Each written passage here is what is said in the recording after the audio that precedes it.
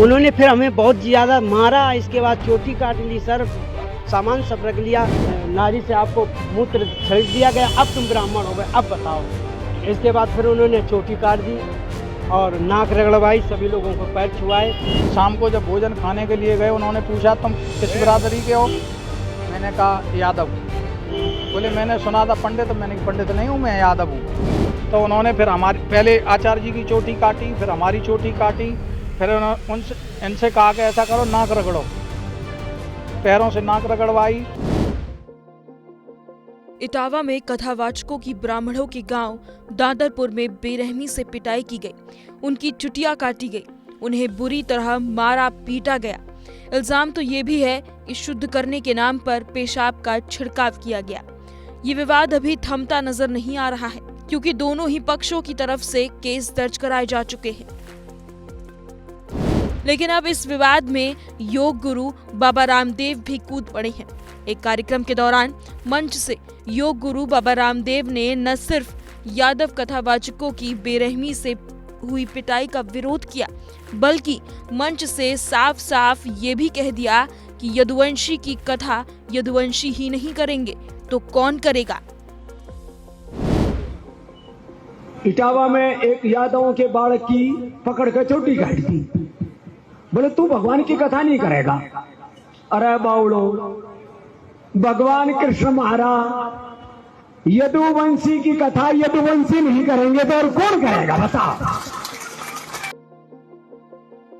यहाँ तक तो फिर भी ठीक था, लेकिन योग गुरु बाबा रामदेव ने आगे अपने चिर परिचित अंदाज में जो कहा वो कईयों को चुभ सकता है। बाबा रामदेव ने मंच से कहा, हमारा भगवान भी दूसरे छीन लेंगे क्या, भला बताओ। हालांकि अगले ही पल बोले, भगवान तो सबके हैं। बात यहाँ कोई जात पात की नहीं है, हमारा भगवान भी दूसरे छीन ले, बताओ ये कोई बात हुई? भगवान तो सबके हैं, लेकिन भाई योग पूर्ण सो पेटेंट की भगवान कृष्ण की कथा तो हम ही कराएंगे।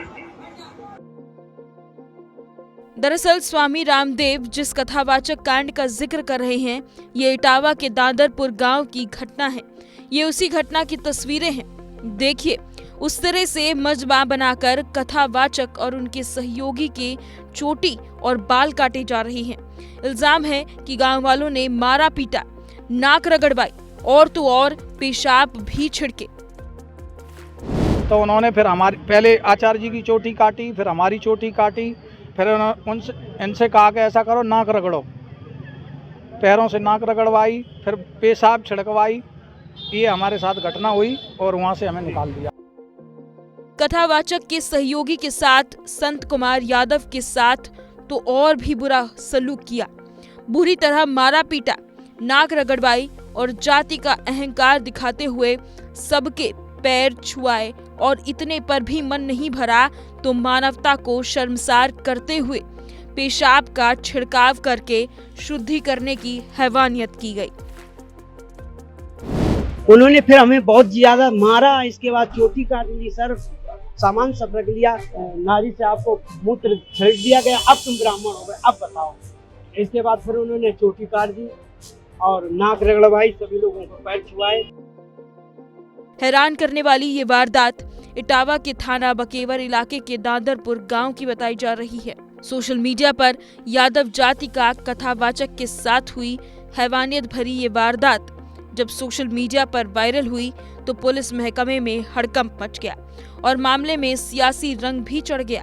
अखिलेश यादव ने सम्मान करने के लिए कथावाचकों को सपा दफ्तर बुलाया। विवाद बढ़ते बढ़ते छेड़खानी के आरोप और दो आधार कार्ड तक पहुंचा।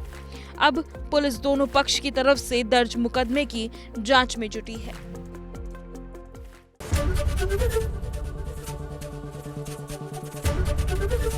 एबीपी गंगा, खबर आपकी, जुबान आपकी।